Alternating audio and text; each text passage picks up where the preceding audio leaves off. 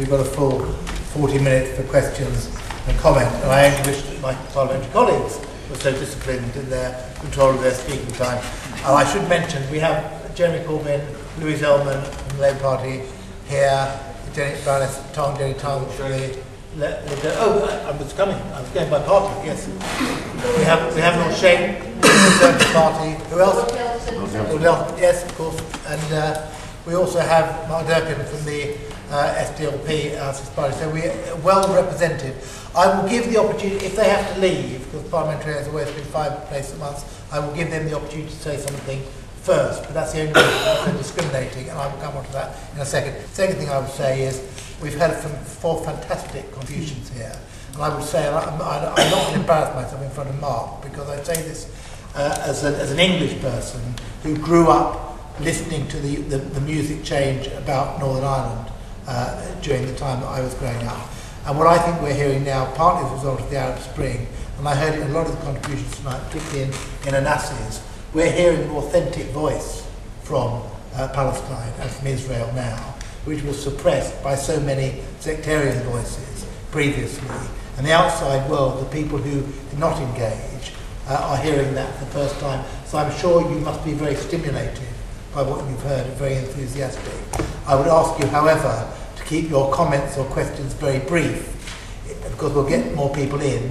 If you want to ask a specific individual here, ask them. Otherwise, I will give them the option, not a requirement for everyone to answer every question, and that way we'll get through as much as we can over the next 40 minutes. But I will apologise for this.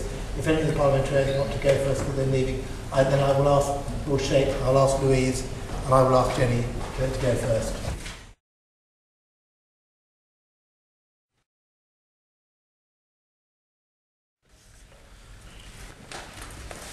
Okay, thanks for inviting me to this interesting event.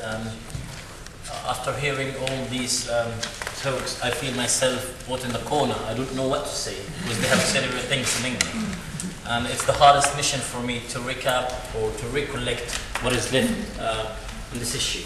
I quickly would like to introduce myself. My name is Sameh-Habeeb. I come from the occupied Gaza Strip.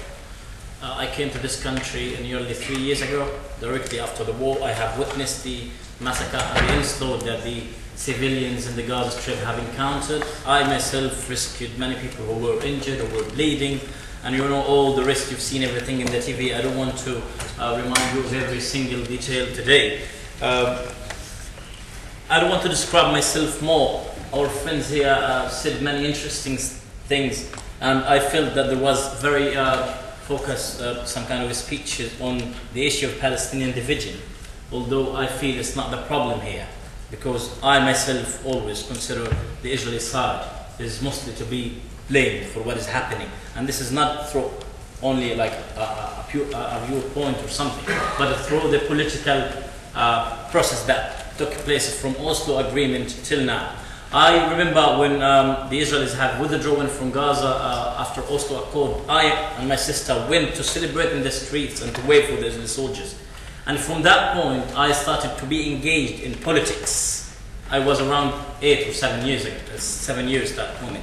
And imagine how children are being engaged in politics. And yet we have to remember what is happening in Gaza now, and how the children, entire generation now being traumatized because of the war and because of the siege.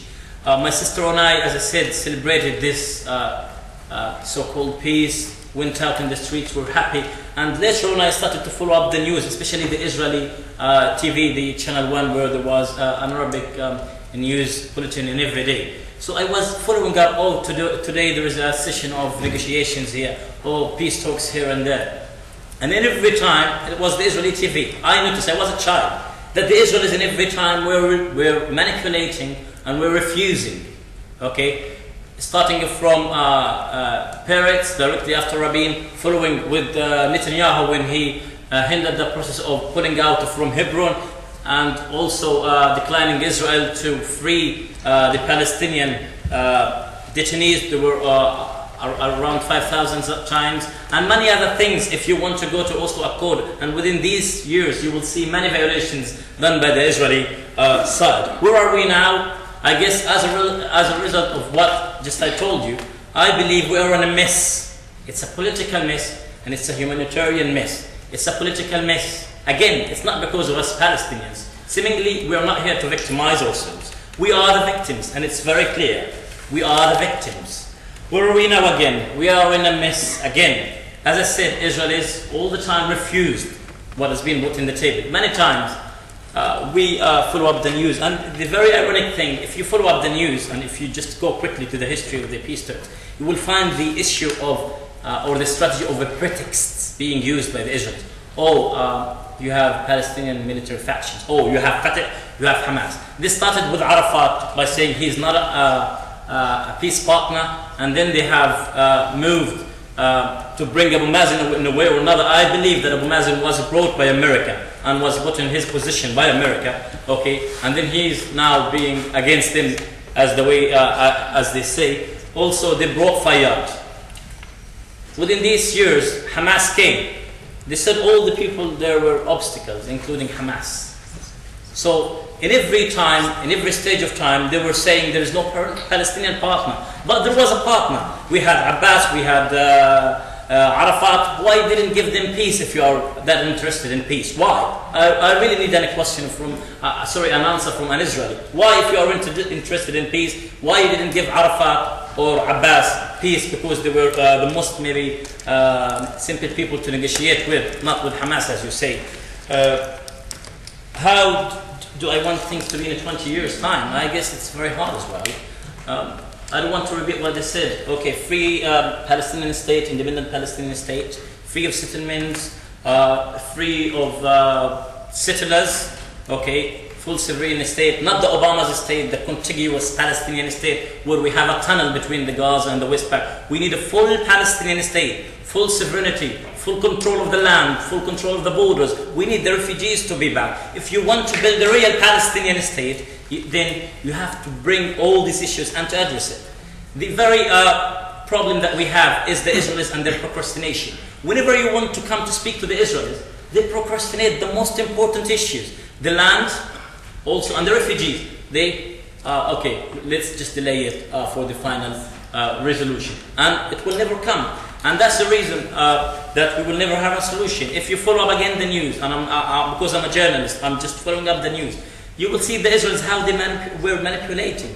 We had Bush, the roadmap, and we've seen even the 14 amendments. I just read them today, and I was really shocked by what the Israelis said. You know, they were not suggesting a Palestinian state. They were suggesting a Camden town under the Israeli control, where they have the access, where they have all the control over. We've got nothing out of this roadmap. Until this moment, I don't believe that the Israelis are really interested in peace. Quickly, what is happening in the Israeli society now is really very dangerous. I believe to reach the stage after that, we should, as people, help maybe the Israeli society to reshape itself. Because the Israeli society is really nearing to the very right.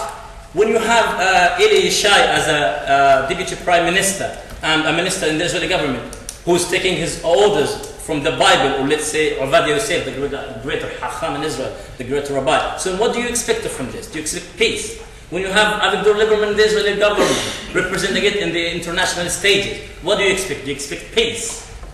What should I say more? When you have the IDF full of Israeli rabbis, full of Israeli soldiers who are very fanatic and very radicals, what do you expect? And the very ironic thing, they are speaking about Hamas. Hamas has been in power now for 4 or 5 years. Have you heard of the attacks that Hamas have launched? They've launched nothing. And there is like a very radical shift in Hamas policy. They said they want to recognize Israel and to adopt the 1967 borders. Have we heard any Israeli welcoming what they said? All we hear about the Israelis and what they said about Hamas. Hamas is committed to destroy Israel. Hamas is against the existence of Israel. But okay, you're saying this about Hamas. But they have just said we accept 1967 borders. Why don't you speak to them if you are really seeking a genuine solution? And now the very funny thing you hear about the Palestinian unity as an obstacle to peace. We've never heard of it. Hamas finished, Abbas finished, Fayyad finished, and now there is Hamas finished, and the Palestinian unity. That's a bazaar really. If we really, as I said, need to get peace and to reach that stage, we should really help the Israeli society to reshape again, to be a bit moderate, to get rid of those fanatics those controlling the country. And if you just go to the YouTube and see some of the leaked videos for Netanyahu, he said many times that he's not convinced of peace and he's against Oslo Accord. So that's the Israeli leadership. We have a leadership that's not convinced of peace. Yes, maybe in the Palestinian side we have two leaderships. Okay, but you have one who's saying, oh, we want peace. But on the other side, I don't see anyone who wants peace in the Israeli side. That's my talk. I don't know if I finished the 10 minutes or Just not yet. Quickly. Okay, there are two things how we get there. It's easy. I don't want to bring something very unique today. It's easy. It's there. First of all, we should bring two things. Okay.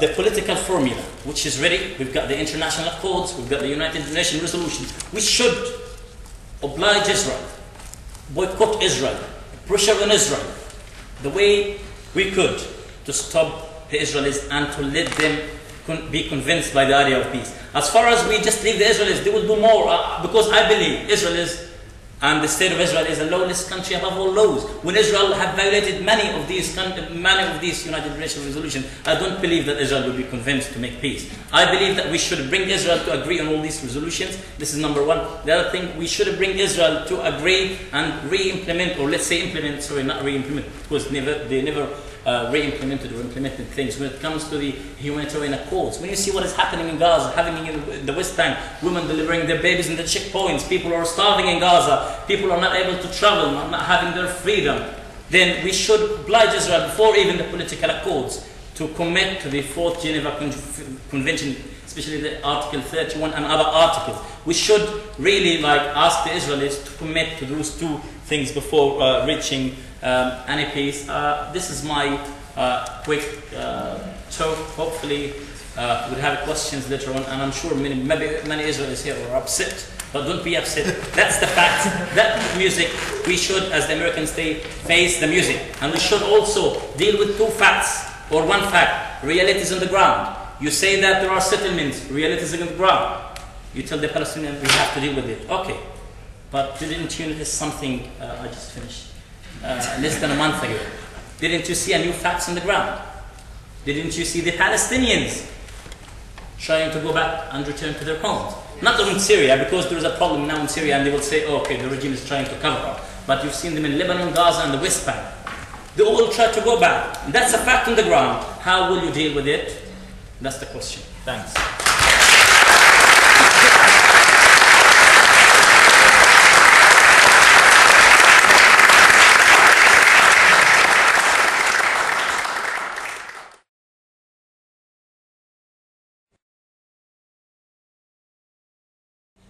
We've got a full 40 minutes for questions and comment, and I only wish that my parliamentary colleagues were so disciplined in their control of their speaking time. And I should mention, we have Jeremy Corbyn, Louise Ellman from the Labour Party here, Baroness Tong, Jenny Tong from I was coming, I was going by party, yes. We have Lord Shane from the Conservative Party. Who else? Yes, of course. And we also have Mark Durkin from the SDLP Party, so we are well represented. I will give the opportunity, if they have to leave, because parliamentarians always been 5 places at once, I will give them the opportunity to say something first, but that's the only way they're discriminating, and I will come on to that in a second. Second thing I would say is, we've had 4 fantastic contributions here, and I would say, and I'm not going to embarrass myself in front of Mark, because I say this as an English person who grew up listening to the music change about Northern Ireland during the time that I was growing up. And what I think we're hearing now, partly as a result of the Arab Spring, and I heard it in a lot of the contributions tonight, particularly in Anas's, we're hearing an authentic voice from Palestine and from Israel now, which was suppressed by so many sectarian voices previously. And the outside world, the people who did not engage, are hearing that for the first time. So I'm sure you must be very stimulated by what you've heard and very enthusiastic. I would ask you, however, to keep your comments or questions very brief, because we'll get more people in. If you want to ask a specific individual here, ask them. Otherwise, I will give them the option, not a requirement for everyone to answer every question, and that way we'll get through as much as we can over the next 40 minutes. But I will apologise for this. If any of the parliamentarians want to go first because they're leaving, then I will ask Lord Shape, I'll ask Louise, and And I will ask Jenny to go first. I do care about what's happening in Palestine. And I see Jenny Tong is here. Jenny Tong and others, we visited Damascus. 18 months ago, I was in Gaza. In fact, I was involved in taking 2 humanitarian convoys into Gaza through Rafah crossing. So I visited Gaza with the consent of my front bench. I saw the damage done by the Israelis. I visited Al-Sifa Hospital. I saw the university. I talked to the fishermen who told me that they could only fish within the 3-mile radius. I saw the maximum fish they could catch was about a few inches long. So I saw the damage done by Israeli invasion. About 6 weeks ago, I visited the West Bank. We had discussions with Prime Minister Fayyad. We had discussions with the NGO. We had discussions with the Council General, British Council General. We had discussion also because I wanted to hear the other side as well. And we had discussions with the Israeli army officers as well as with the Foreign Office. Last week I was in Egypt. We had discussions with the military generals. In fact, I congratulated Egypt on 2 things. Firstly, they have opened the Rafah crossing, and obviously I asked them what is the next step, because the important thing I think we all appreciate is with regard to Gaza, they need material, they need building materials, undoubtedly, but the first step obviously is that the Rafah crossing is open. And the other thing I congratulated the military. In fact, we saw the field marshal, we saw the lieutenant generals, and I was also very pleased that there is now an accord between Fatah and Hamas. And in fact, the day we were there, Mahmoud Abbas was also visiting Egypt. So there are good signs, undoubtedly. And I spoke on this subject in the House of Lords only about a couple of weeks ago. And I think we need to bear in mind that there is this motion, which hopefully will be discussed in September, about the statehood of the West Bank. What I found when I visited West Bank is how good the institutions are. And I think we must understand that West Bank isn't Ramallah. It's not Ramallah. Ramallah is very, very boiled. But I went to other places in West Bank, and you see real poverty. You see the settlement at the top of the hill, the Arabs being denied water. We visited military courts where young children were being prosecuted. But the point, I think, is undoubtedly September is important. And I said in the House of Lords, Israel is a military power, large military power. It's about time Israel was magnanimous and arrived at a settlement, 2-state solution, whereby the security is secured, whereas the Arabs are very well treated. We have raised this question, also I asked this question in the House of Lords as to what our attitude will be with regard to this question of motion. But the answer was we must enter into a dialogue. But the important thing is that there is this accord, and I think we need to move forward, and I think it's got to be one where Israelis have got to be a little bit more compromising and arrive at a settlement acceptable to both sides. Thank you very much, Louis.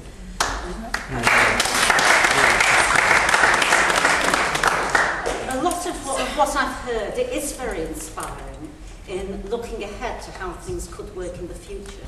But I wasn't clear whether it was looking to a 1-state or 2-state solution, and I'd like some clarification on that. And I'd also just like to make 2 comments based on the last contribution, which I didn't feel was so much about vision, clearly was a sincere analysis of what was happening. Just 2 points I'd like to make there. One is, in the analysis of the faults of Israel in trying to get peace, there was no mention at all of the suicide bombers. Oh, here we go again. Which I think there's been nothing. There was no mention at all of the suicide bombers, who I think did more than anything else to harm the left in Israel, who had been striving for peace and negotiations for many, many years. And secondly, the reference to Hamas. Part of the Hamas charter talks about Jews controlling the world. Now, do you really feel that that is to give confidence that that is an organisation looking at peaceful coexistence? Yeah, they've been flexible. That's good enough. I'm going to say Jenny and I'll ask the questions. Well, two brief points I know. The first is that no one suggested that in 20 years' time the West and the Quartet in particular and Israel would be talking to Hamas, because whatever Louise Ellman says, Hamas's view and aspirations are very, very different from the propaganda put out by Israel. Yeah. Very, very different. The second thing I wanted to ask, the third speaker, and I'm sorry I'm rather deaf and I didn't catch your name, but I thought you were very interesting about the refugees, because this topic is really the key issue. What is going to happen to all the millions of people who are not in Palestine now?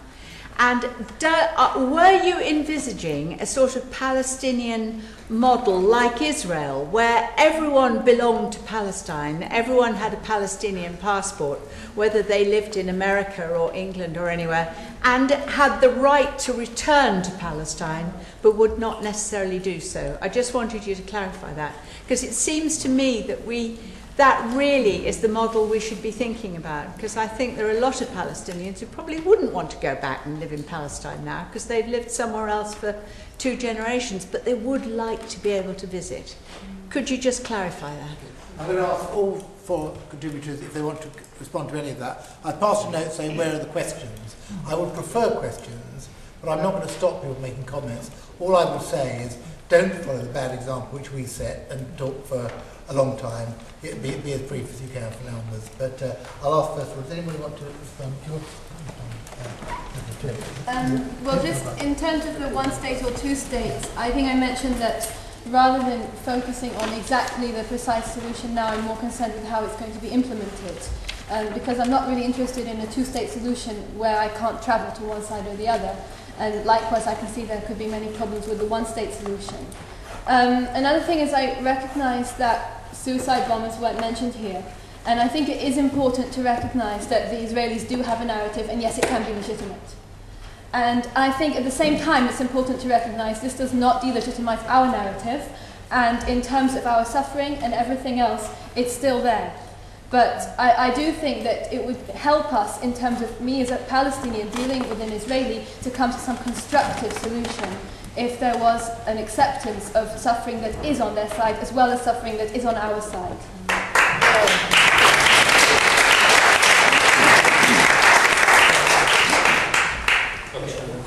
Okay, I'll just answer quickly the question. 1 or 2 state solution, it's not up to us. Yeah. It's up to them, it's up to America, it's up to those who control everything when it comes to Palestine.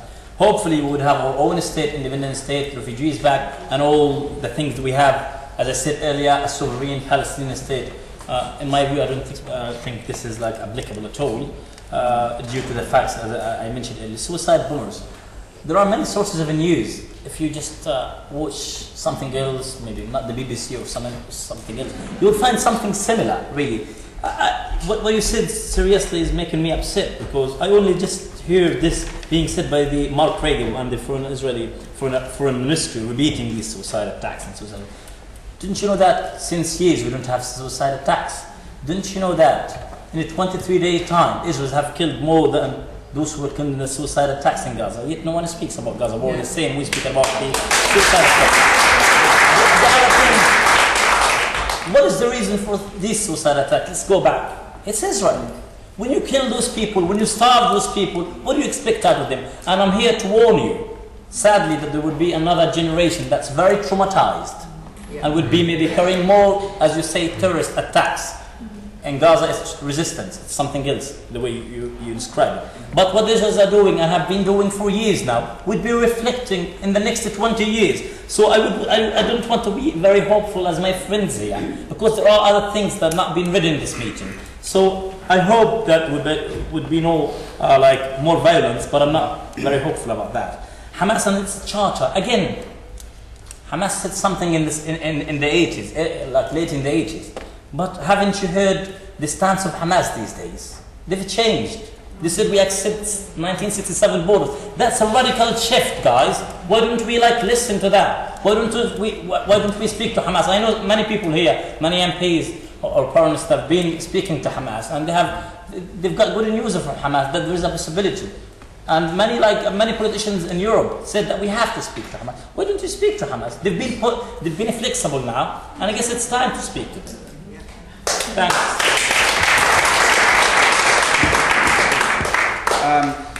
First of all, going back to, is it one state or two state? I thought this was a visionary exercise. I mean, even the question is bringing it back to the now. And this is a visionary, and it's actually bringing us away from the discussion. The form is not right. This is in my own vision, that the form is not even right. You're asking us whether to choose on behalf of all the Palestinians, whether they want a one-state or a two-state solution. The other thing is the West Bank is not Ramallah. Palestine is not the West Bank. So there's that component. What I'm here trying to introduce is thinking outside the box. One of the most important components is the democratization of the Palestinian people, emancipation, inclusion within the political process that would answer exactly these questions. And that's the first pretext. This is the first step. Then we can ask whether they are willing to make concessions, how much concessions they're willing to make.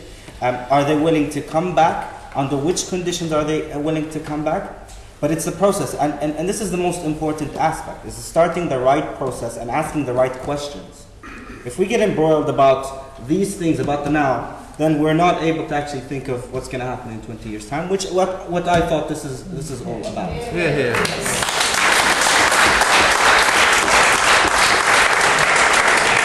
Okay, I'll take questions, and then when I think it's suitable, I'll ask for some responses.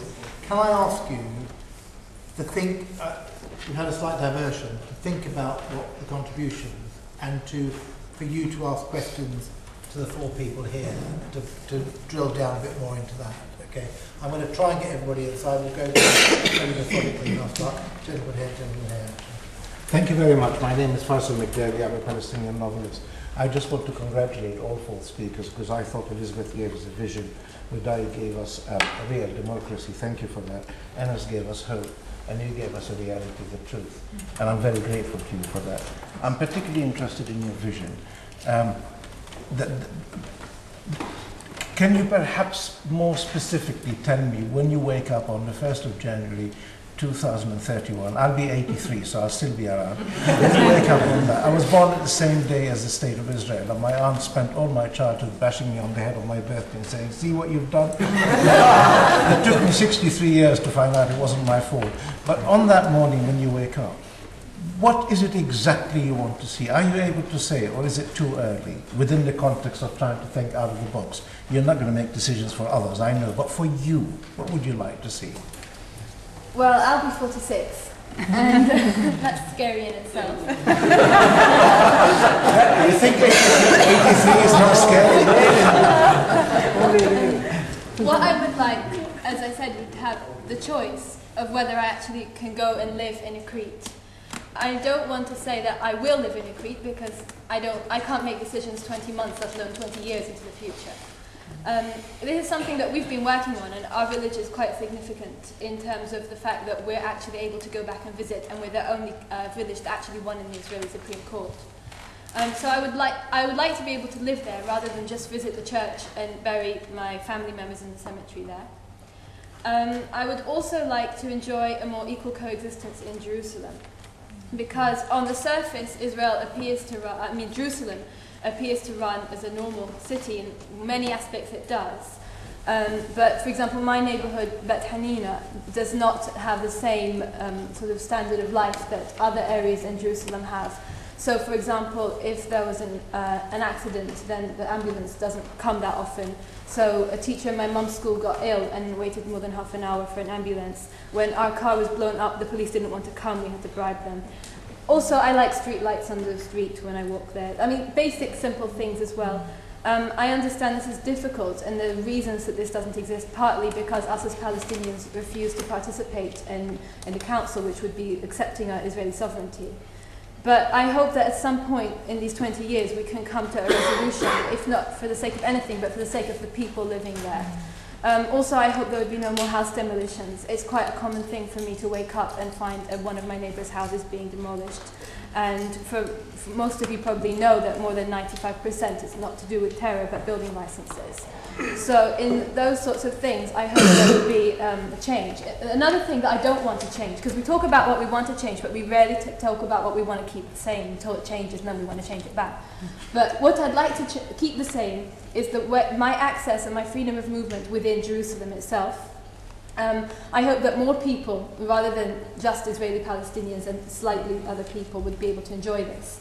As I did grow up on both sides of Jerusalem, I have memories on both sides, and I have experiences on both sides. And for me, it would be a tragedy if Jerusalem was divided and I wouldn't be able to go to another side. So there's more things, but this is just a taste. Thank you very much. Mr. Chairman, may I thank them for giving me hope. Thank you. I was really pleased to hear your suggestion for democratization. I've been looking at this for the Palestinians for a while. So my name's Hugo van Randwick. I've been writing a few articles about unity elections for the Palestinians. I've been to the Middle East, come back here, and my feeling is in the West we do not see or hear the refugees. My suggestion would be that when you get the voter registration cards, you have the town and village of origin on there. So the whole world can see that from Jaffa there are 200,000 missing voters. Basically in 1948, hundreds of thousands of voters were expelled, not just people, but voters, and they've been unable to vote in elections in Israel. Now, if you call that a democracy, that's fine, but most people wouldn't call that a democracy. So my suggestion is you have those voter registration cards as well as the key.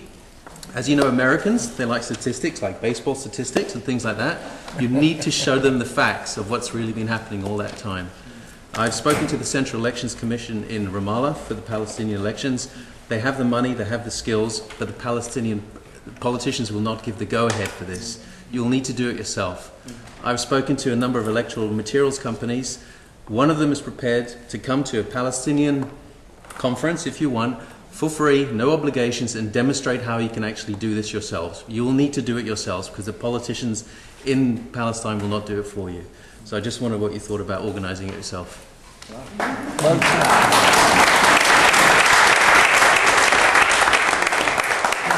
I mean, it would be with your help as well, since you're really passionate about it. I mean, yeah, you could imagine why these politicians might fear for it, because it is widening the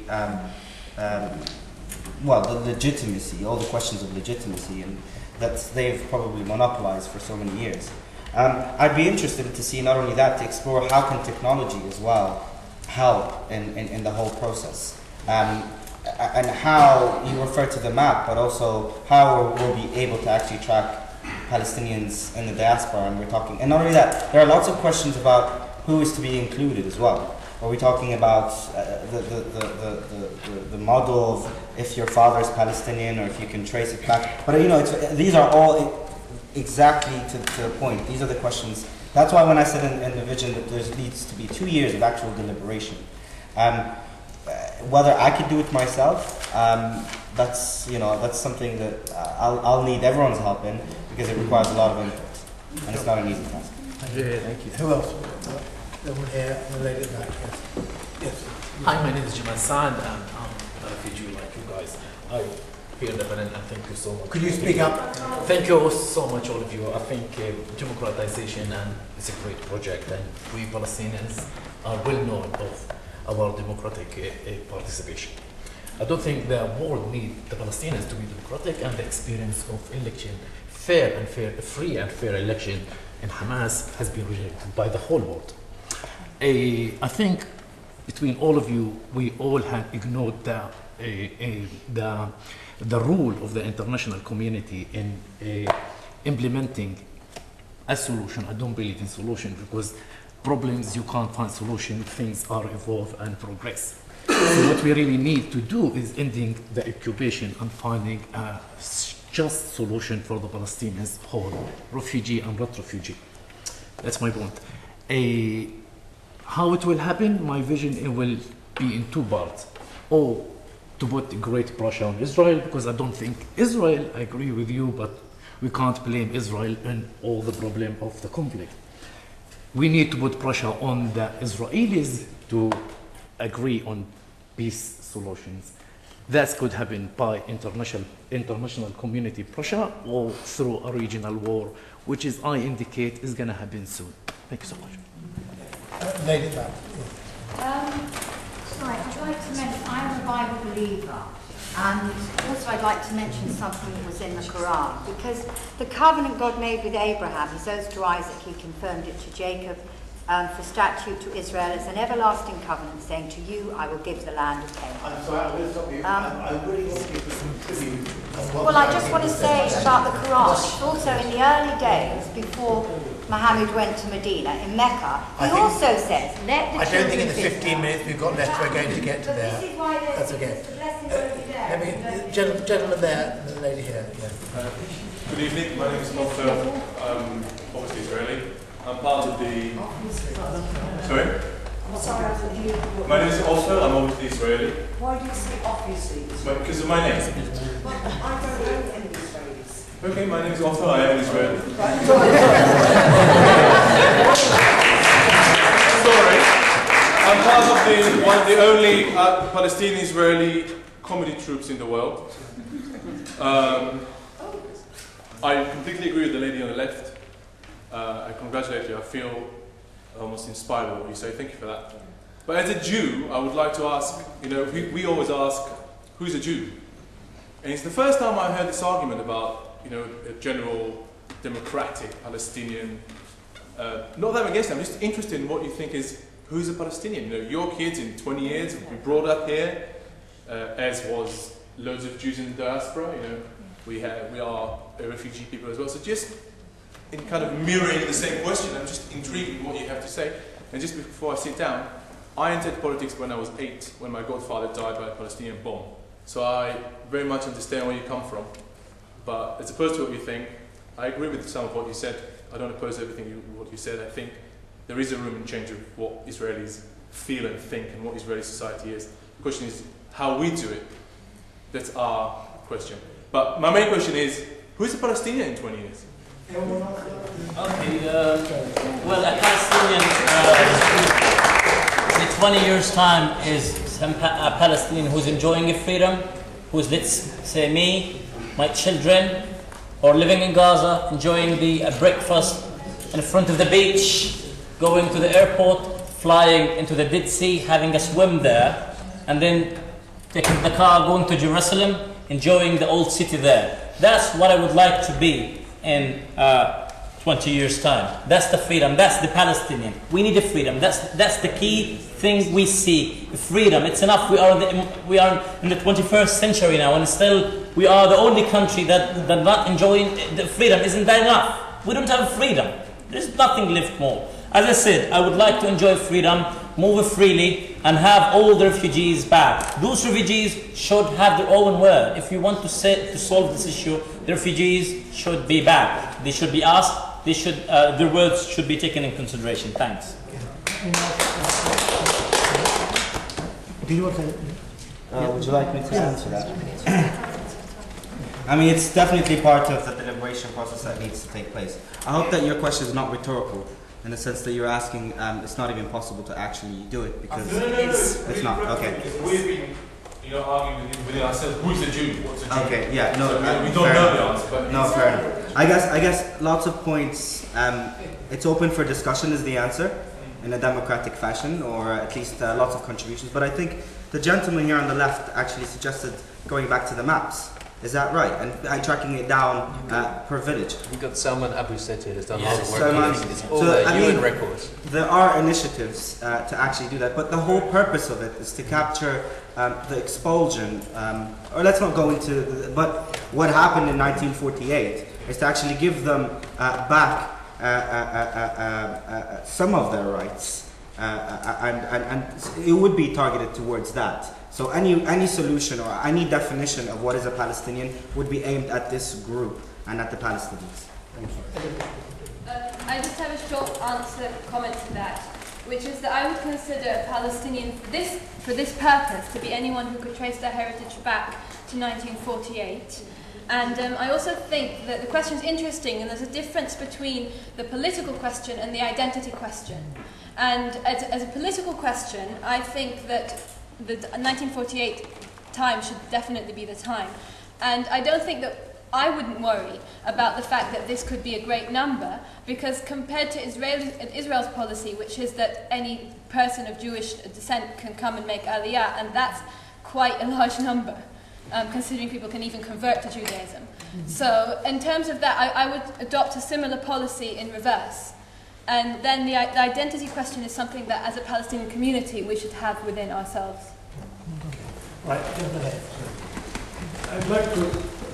My name is Abdullah Hamoud, I am a journalist originating in Egypt. I'd like to respond to the point, how can we define a Palestinian refugee in 20 years?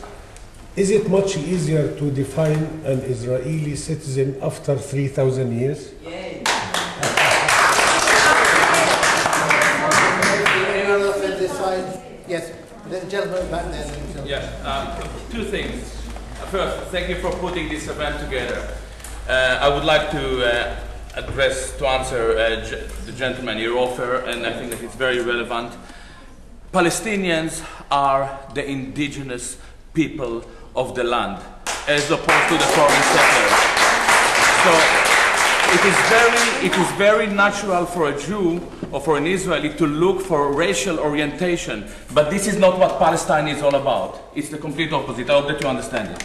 Now, I would like to ask you guys and girls, a very brief question, and it's a question that I engage with for years. When we think about the future of Palestine, the future of this conflict, how do you encompass the fact that within the Israeli culture, and to a certain extent within the Jewish culture, there is no notion of peace as we know it? No notion of peace as harmony and reconciliation. In Hebrew, you have the word shalom, but shalom doesn't mean peace. It means security for the Jews. And yes, I'm an Hebrew speaker.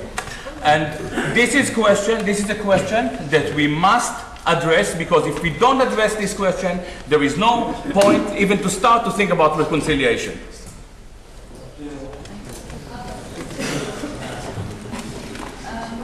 As a Palestinian, I can't really speak for Israelis, although I'm a little bit Israeli. But I want to say one thing, which is that I'm not really interested in analysing the root of shalom. But in my experience as a Palestinian, the way that I was able to change my perceptions about Israelis was meeting people through the Israeli Committee Against House Demolitions. And I met them when my neighbour's house was being demolished when I was a teenager. And they knew more about my conflict than I did. And they put their lives out on the line more than my family did as Palestinians. So I just want to say that before we jump to any conclusions about there is no space within an Israeli society for any different approach, you might want to have a look at the ground.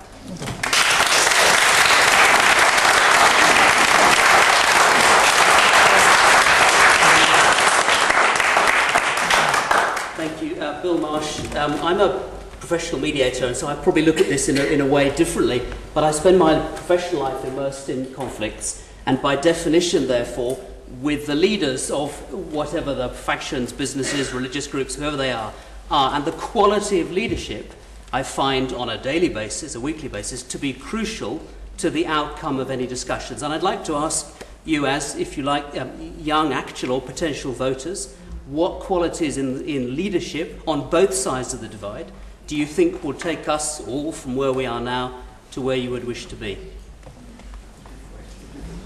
You want to think about that? I could quickly jump into this. The first question for Gilad, I could not really address it. It's very sensitive for me. Anything I speak in this country, I'm being really trashed by the Zionists. Even if I'm going to address this question, I'll be accused quickly of being anti-Semite. So sorry, I'm not going to answer this. That's the battle here. We are not allowed Palestinians to speak freely. Sorry, I cannot answer. What qualities in the leaderships? So in the Palestinian leaderships, we want qualities that would never relinquish the lands, would never give up the lands, that would never give up the rights, that could negotiate make possible solutions, but with some de factos in mind. And the Israeli side, we should have leaderships that could define and know the meaning of concessions, coexistence. Enough they have slaughtered us in 1948. Enough they have expelled us. Enough we live in the diaspora. So they should recognize all our pain. They should have the recognition sense in their leadership. So recognition and also concessions. These is the two main things I would love to see in any Israeli leadership, because if they have these things, then they will recognize our pain, and then they might do any kind of recognition, so we are back to Palestine. It's a good description of Elizabeth. Sorry? It's a good description of Elizabeth, that leadership. Exactly. These are the young leaders. These Yes. are the leaders. Do you want to say? I think it wouldn't be any different to any society electing any leader. I don't know why you would separate Palestinians. I would elect any leader who has a sense of democracy, who will implement what he claimed that he's running for, and so I don't think it's any different to any society. It's just those that, yeah, if we give him a mandate, that he listens to the people and he actually implements the will of the people. Now the discussion, I think one of the things that, if I was to criticize my own vision, is the discussion about democracy and what sort of democracy are we talking about? Direct representation, is it or is it a Congress that Carmen Abouzi, I think, spoke about a Palestine Congress, where, I mean, that's the sort of okay, in that sense, there's the majority question. What if 60% or 70% say no right of return, or let's give up Jerusalem, or let's not give up Jerusalem at all? What happens then? I think these are the questions that sort of start to tackle the issue at its core. Thank you. Right. Who else we got? The lady here. Oh, sorry. I just wanted to comment on the leadership and the qualities of leadership. Well, I hope that we're going to have leaderships who are really tired of the conflict, so maybe they will push forward to the solution, because it seems that they just enjoy it and they're just going on and on with it. And I do want a democratic Palestinian state, and but I agree with Odai about what kind of democracy, because we had democratic elections and Hamas won, and it was like, done, wrong answer. This is not the democracy we're looking for. So I myself, I'm not sure what kind of democracy we want, but I really want the Palestinian leadership with all its parties to agree on a vision, because it seems everybody is just going in a different direction. And we're going to reach democracy if we all together as Palestinians reach one vision, and hopefully for the Israelis as well, and of course to take in consideration what the people want.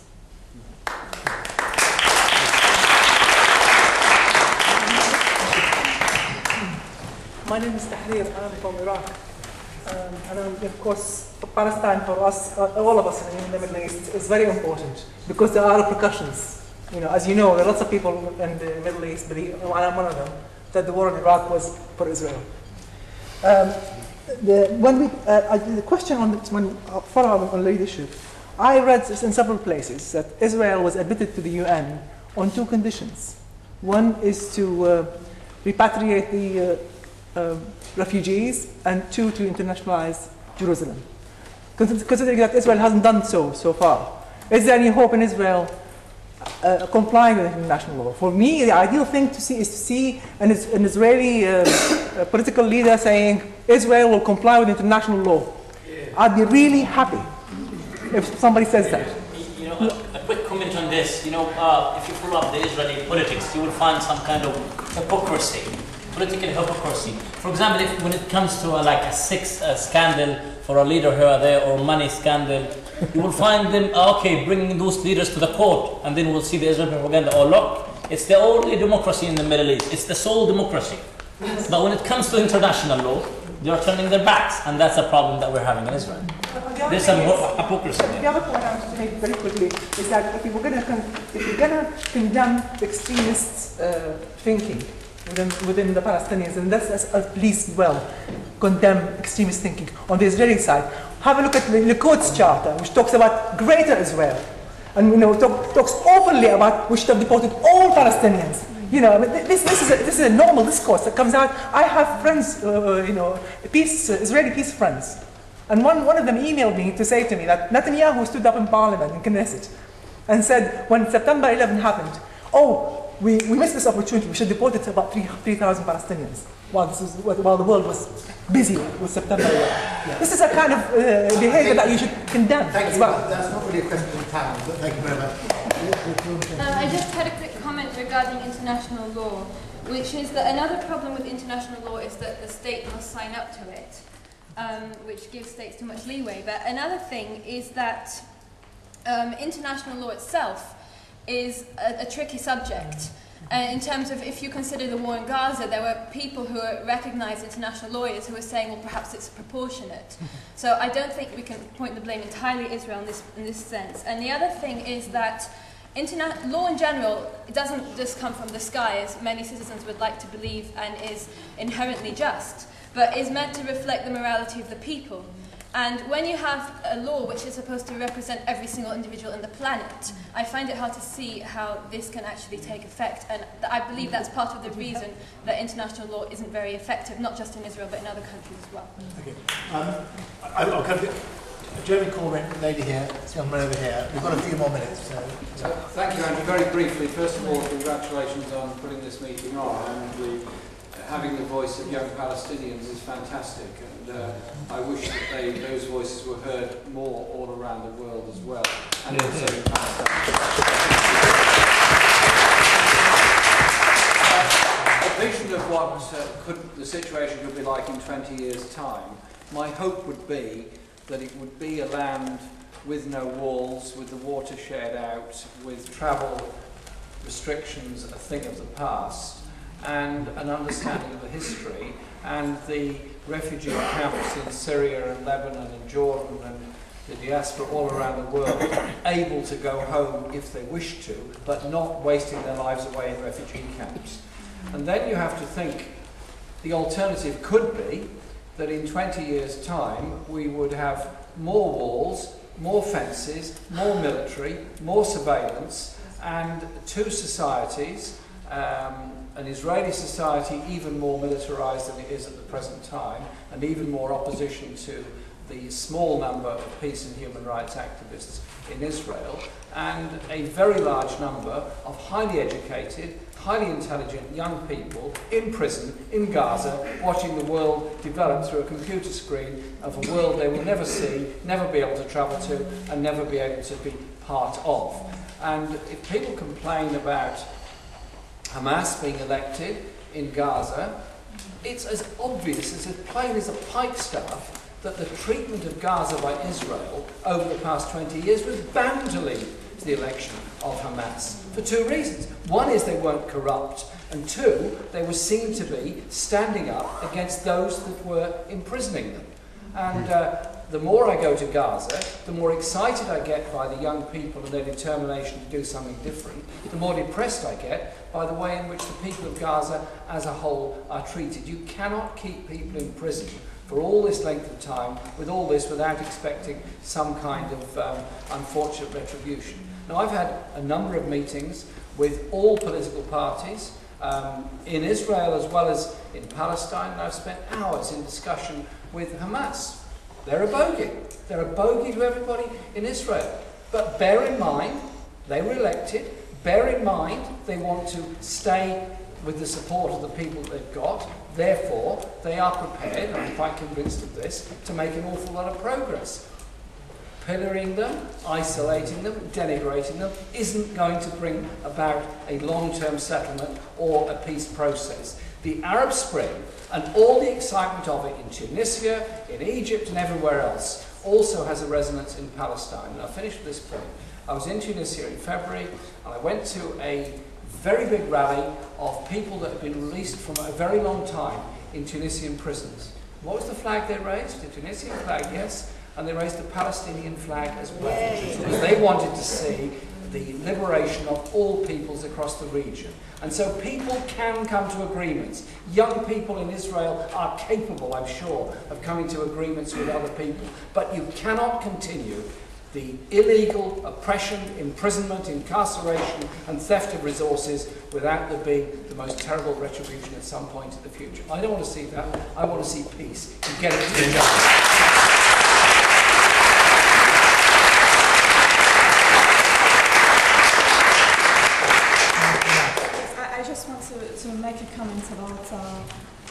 Hamas and Israel and all of that. As a Palestinian, and as I experienced the first intifada, the second intifada, the blockade, and the war where my family was in Gaza, I'm talking to Palestinians, we have to be true to ourselves that Hamas and Fatah division torn us up more than the Israeli occupation.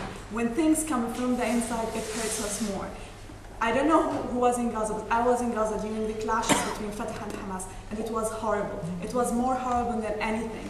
When it comes from the inside, it's just too bad.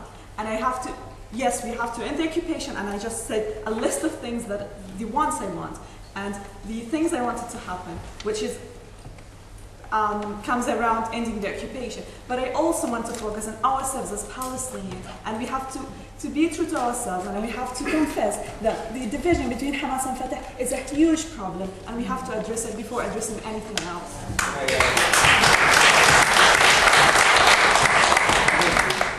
I mean, part of the stuff that I said is that there's little consensus between Palestinians and a lot of differences. But what gives me hope is that at least there's a consensus in the room between four of us on the concepts of democracy, and that's very important.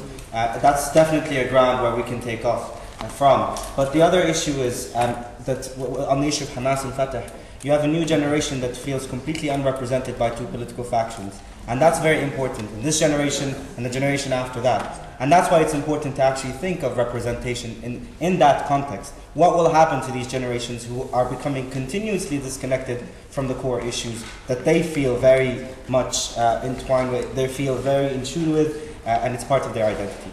Thank you. Lady here. Yeah, because I want to go soon, and I've got to try and negotiate our way. I just want to say, if this is the future... Sorry? Oh, sorry. I just wanted to say I'm going soon because I've got quite a long journey home, so I'll need to negotiate past these chairs. But before I go, I just wanted to say to the four speakers that are in this room tonight, if you're the future of Palestine, I think Palestine is looking good. And the enemy that you're up against is the most fearsome in the world. I cannot imagine you being pitched against anybody. The things that I've seen on television terrify me, absolutely make me quake, and I'm not there. I'm not in that place. I'm not in Gaza. I'm not in the West Bank. But I want you to believe, because we're looking at the future, that the whole of the world is with you. The governments are corrupt, they're not, we know that. We know about the corruption, we know about the deals. But believe you me, if you look on the internet, if you look at the solidarity around the world, you are not alone. We walk with you every step of the way. And I'm proud to reflect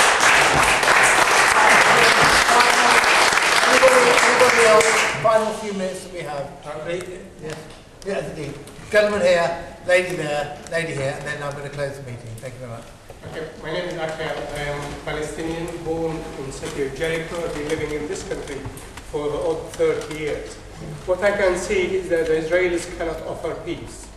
I think it's a community which has been allowed to get away with anything, get away with murder for too long. They came to our land, let's say, starting the first war, and until today they do whatever they want to do. There is no accountability. There is no pressure from outside. The whole world witnessed a lot of racism in Germany, and they went and put a lid on it, and they created the Second World War. They saw that in Zimbabwe, in South Africa, but nothing is happening in Palestine. No outside force is coming in to do anything. And what is happening now, even the Israelis are getting away with more things before they offer anything. Now they want Israel to be a Jewish state. And some great American presidents started to talk about Jewish state. What did they offer together? A Jewish state, it means there's more than 1 million Israelis who are Muslims or Christians. These people are going to be out because Israel is going to be a Jewish state. Thank you for listening to me. Okay, I'd just like to say that my comment is just a question of tone. I've been to both the meetings now. 7 out of 8 of the speakers I think have been fantastic.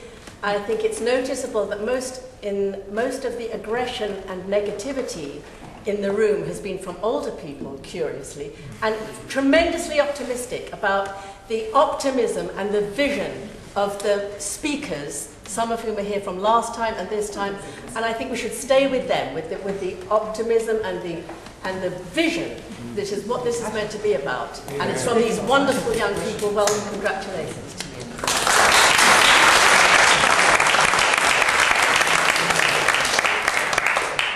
I just wanted to say that it's the young people where it's going. And you talk of leaders and you want the leaders to be this and that. The leaders are here in this room. And the leaders are women as well as men. And the power, and I do feel that there are in this room many Jewish people who want the same things. Am I wrong? Is there hope? This wonderful gentleman here who brought up so much, everybody has contributed. And may I give the ad for the 28th now? I was going to do that at the end. You're going to do it at the end. I'll see you here again on the 28th of June. I'm going to ask the final, don't vote live, but I'm going to ask each of the first two if they want to say anything, either what they've just heard or just to sum up their feelings about the youth. No? Just thank you for giving me the opportunity to come speak and engage with you all, and look forward to the next one. Looking forward to the next one. I'm finished with words, really, but I thank you for inviting me to this very interesting event. And my vision, maybe I didn't speak, I was very, most of the time, pessimistic. But I hope that peace would prevail in the Middle East, again, by giving back the Palestinians the rights. Thanks. Palestinians are more intelligent, better educated, more equipped than ever, than the former generations, to deal and participate in this debate and also propose visions, and I'm very, very hopeful. Thank you.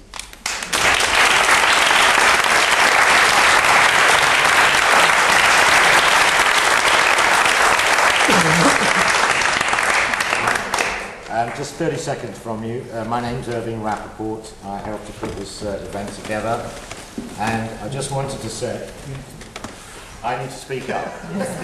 Okay.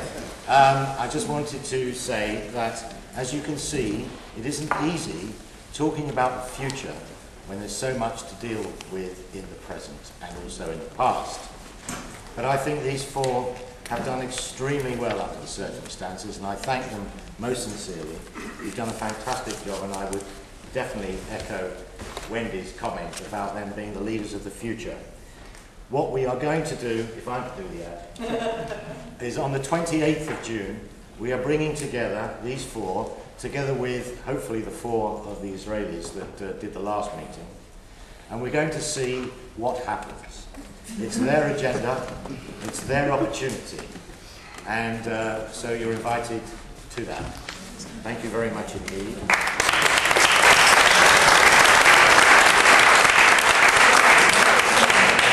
Finally, would I thank everyone. It's been a fantastic audience. I think all the contributions have been very varied, have been valid in giving a view, an individual incisive view, but also a comprehensive view of what young Palestinians think. I do hope you'll all be back here. I do hope you'll bear in mind what the lady over there said, which is the young people who are giving us the lead. I'll give one final example of that. I was supposed to chair the last session with the young Israelis here, and I couldn't because I was speaking at another event. I will try and be here for the next one. And I saw some rather unpleasant websites about how, obviously, because I'm known for pro-Palestinian views, clearly this was a Palestinian plot. And of course, actually, it was an accident of timetable because I was supposed to be chairing the young Israeli meeting. So let that be a small lesson to us to keep an open mind on all these matters and come here with your open minds on the 28th. Committee room 10, which is the room next door to this. We'll hope to see you all there.